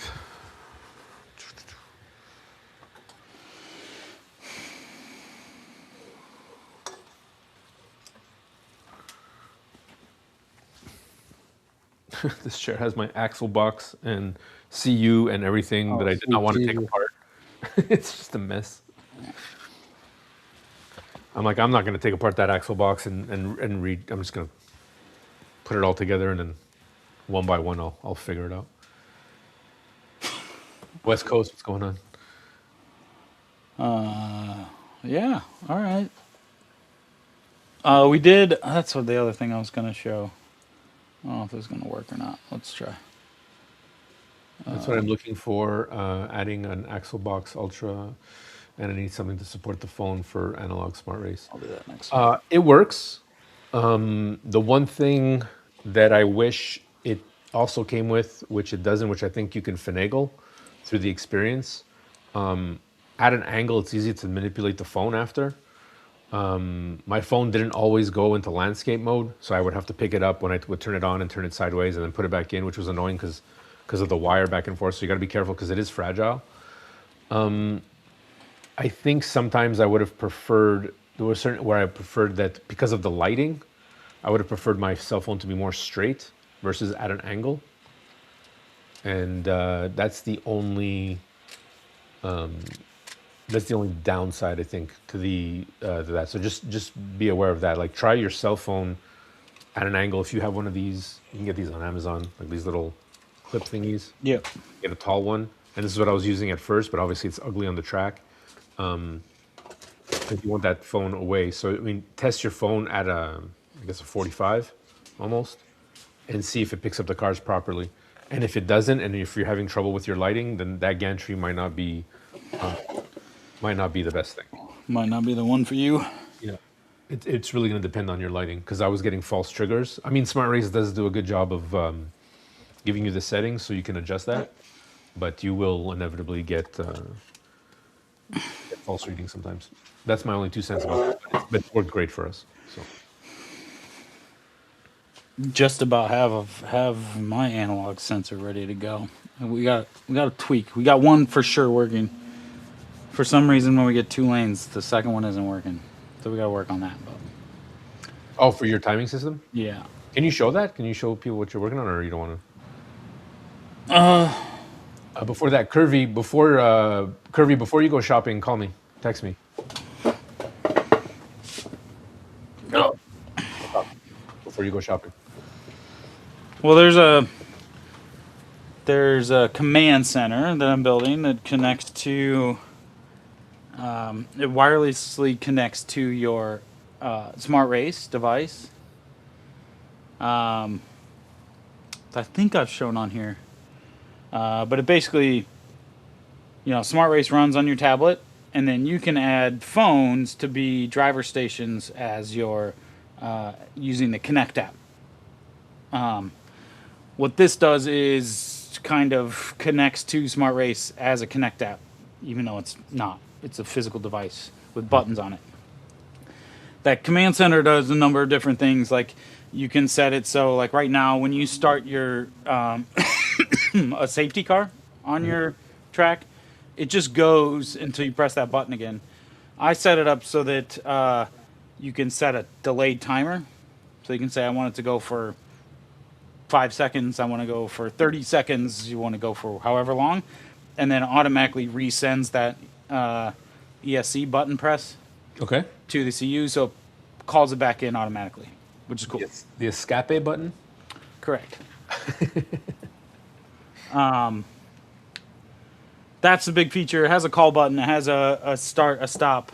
It has a display on what race state it's in. It's got a light that shows you that.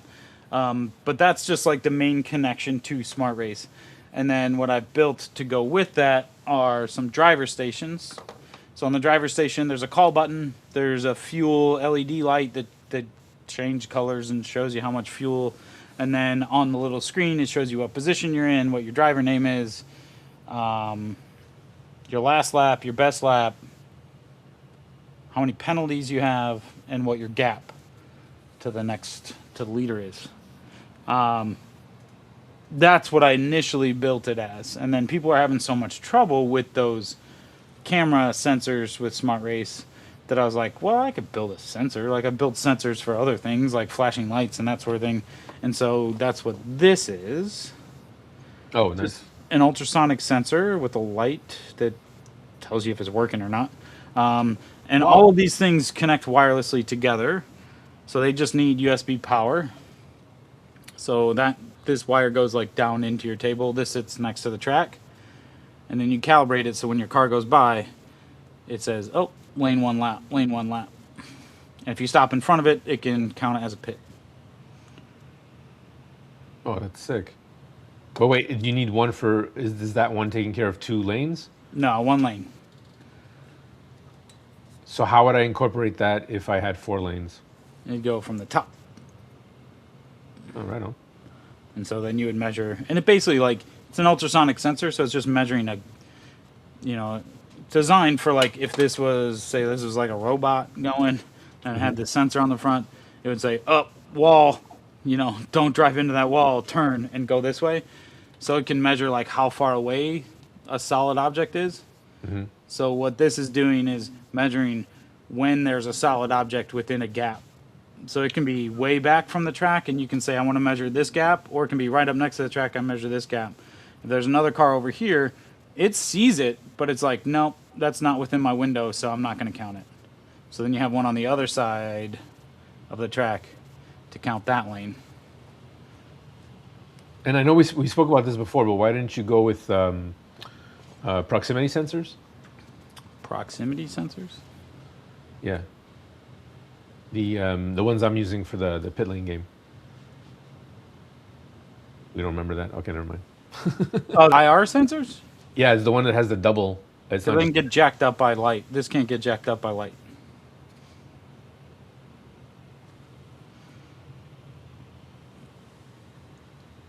Okay. Right. Sorry, my brain started like, and I'm like, did I screw that up? I'm like, did I just install something that's not going to work? I mean, I told you to use these, but I know. Just saying. Because these just basically it sends like one's a transceiver and one's a receiver. Yeah. So it sends out the ultrasonic wave, and then it bounces and comes back, and it's measuring the distance between that time, or the time between Yeah. that send and receive, and it says like, oh, it was this far away. That counts. Count a lap. That's cool. No, the sensors are working. The sensors are working the same, and if anything, I calibrated them too short, because when we actually installed them into the track, there's actually a space.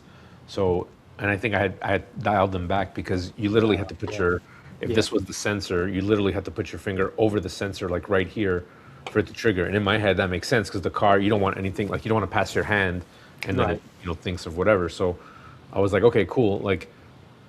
Because it's waiting for that quick rebound, and I'm not going to pretend to know how that's working. But one is a sender, one's a receiver. So you got two little bulbs sticking out, and then I realized that once you actually install it underneath, you need that extra space because the track is a little thicker. So that's something we have to adjust. But yeah, they come on a little board. I mean, it's just as big as a motor. I mean, Yeah, I've got some of those, and those are good too. But the adjustment's only on that pot. yeah, The little like adjustment. This one I can do in the software, yeah. like on the command center. So like, you can measure what your delay is, how long you want it to measure before it counts a lap.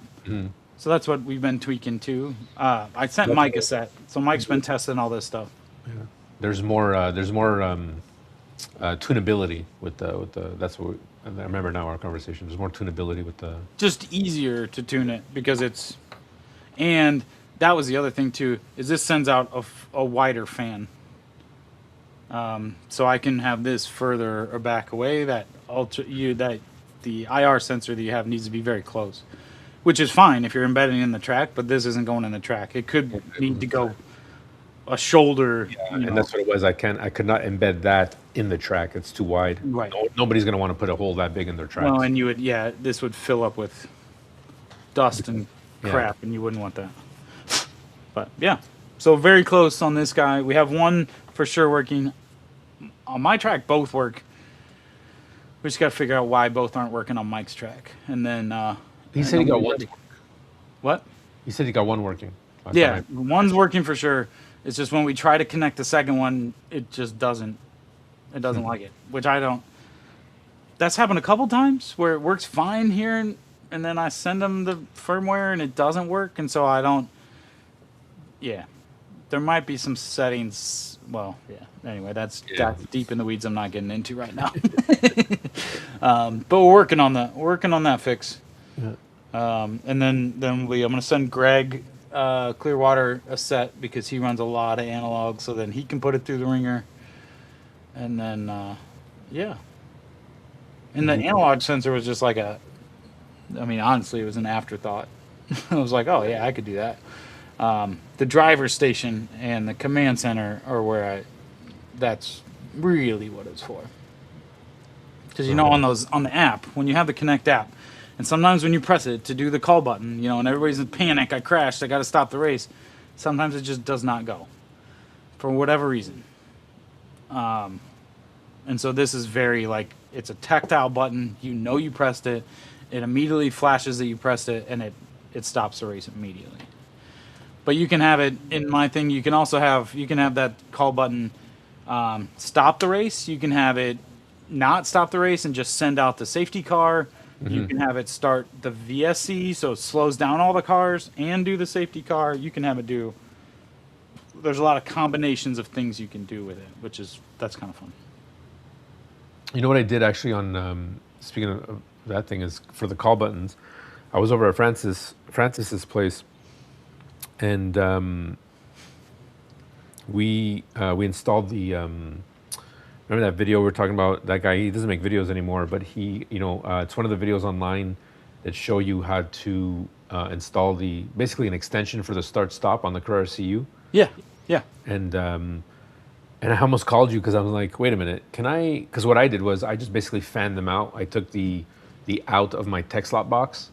And there's an extension for that, but I don't have the button. So all I did was I hardwired 2 wires into the 4-pin. So the 4-pin coming out of the TechSlot box, which I thought was a great, which was a really cool feature. and I just basically like tied them together, and then I sent that out to a breakout box, and then broke it out to my four call buttons. But then I'm at Francis's place, and his thing is all in a long line because it's all on one side of his board, one side of his table, and I'm like, I don't know if I really need a breakout box. That's a lot of wiring for nothing. And then I thought about it. I'm like, can I daisy chain this? Because the guy doesn't talk about it on his video. And then I'm like, well, there's one way to find out. So I daisy chained all of them, well, except for the end pieces. So I daisy chained them both coming back in, and then I Moretted them, and it worked. So I was like, oh, okay, cool.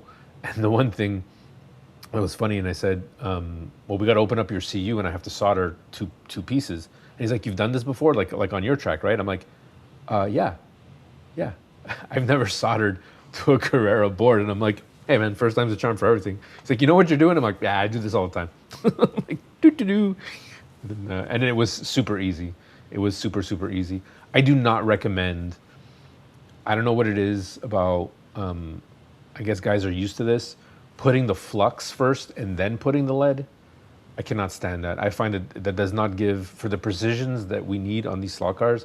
I know people have done it for the longest time, but I don't know how to work with that flux. Where they take the little wax of flux and they put it on the wire or whatever, and then you put your solder.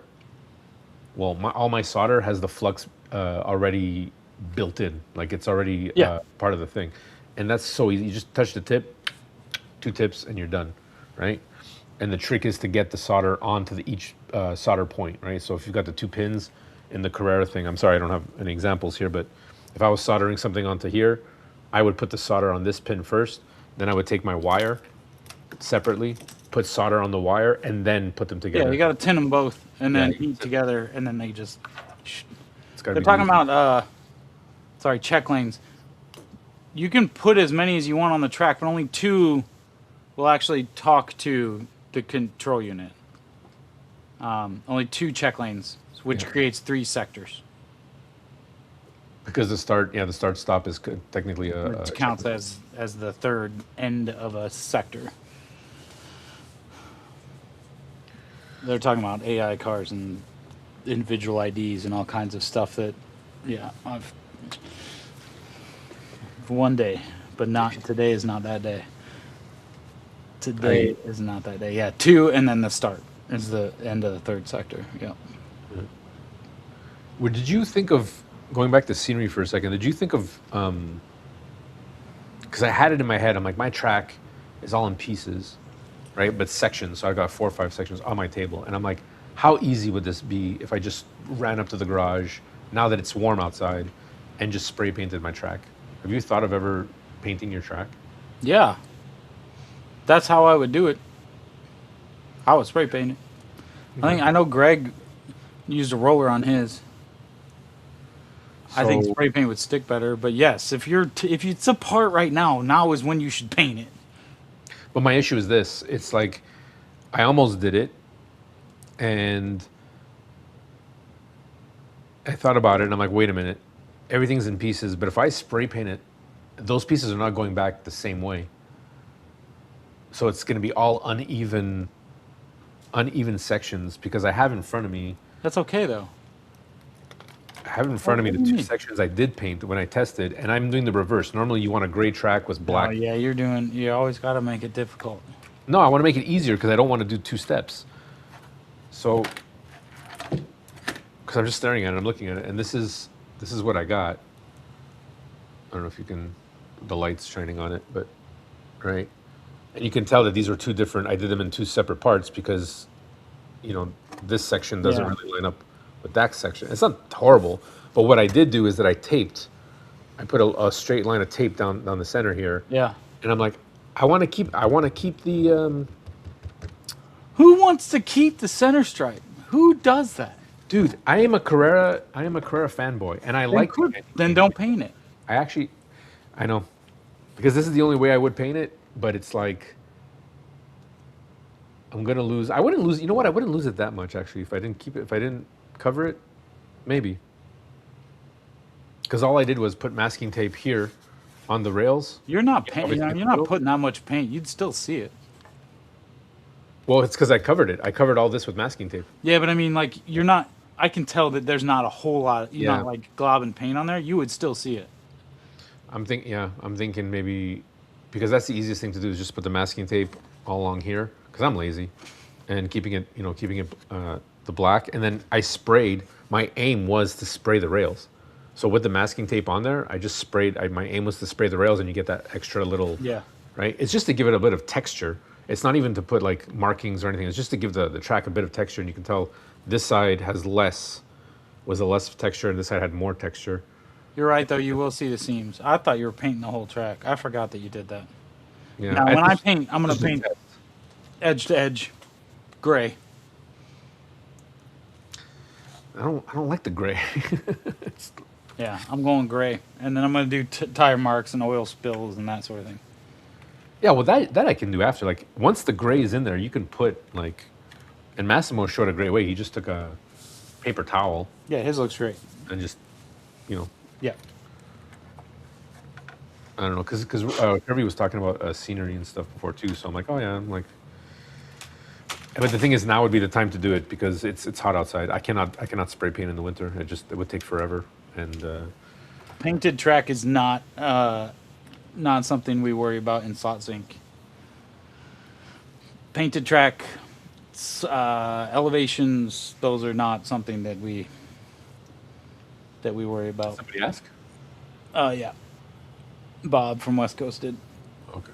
Oh, EB, yeah. Some of those imperfections are things only you will see because you know it's there. Yeah, I know. That's why I don't like. The other thing too is like if you saw that it didn't match up, once it was all together, just make like a oil spill or something there to blend it better. Like I think that's easier than trying to make sure they all match right. No, I just didn't want because someone was I think it was Pierre and he goes, listen, he goes, if ever you have a section that doesn't work, he goes, just draw a square. He goes, just paint a square because he goes on a racetrack when they patch make a patch. perfect square, and I'm like, That's a "Eh." good point. But yeah, because I was even thinking about painting the candy cane because a lot of people really complain about the candy cane. It's not it's not true to a racetrack because that's not where the rumble strips would be. They wouldn't be on the outside, Yeah, I've always thought that was funny too. and it's like Because Scare Electric does it right. yeah, but they do it right. Yeah, they do it right. And but then the other day I saw something on a racetrack, and I'm like, oh, they have the rumble strip, and then they have the color on the outside, and I'm like, I guess I could just reverse it because, again, I like the candy cane on the green, and I like that it gives the border of the track. I don't know. There's something about the look that I just like, and that's where it comes into the toy phase, right? Because I'm like, we are racing these guys on Carrera track, and it's like, yeah, I could try to get it as real looking as possible, or I can just go with what they gave me and then maybe make some modifications. Because we were talking about like making the candy cane thinner by painting black over it, or just only having it in the corners, right? It doesn't have to be perfect. I mean, in my head, it's like if you're going to race on this track, the rules are if you go off the candy cane, you're out. You know what I mean? Like it could be that type of thing, and modeling is always like in the eye of the beholder, right? And I get it.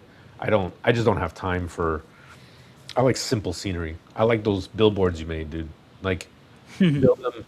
You got to show one. You print it, you build it, you put it down. It's done. It's done.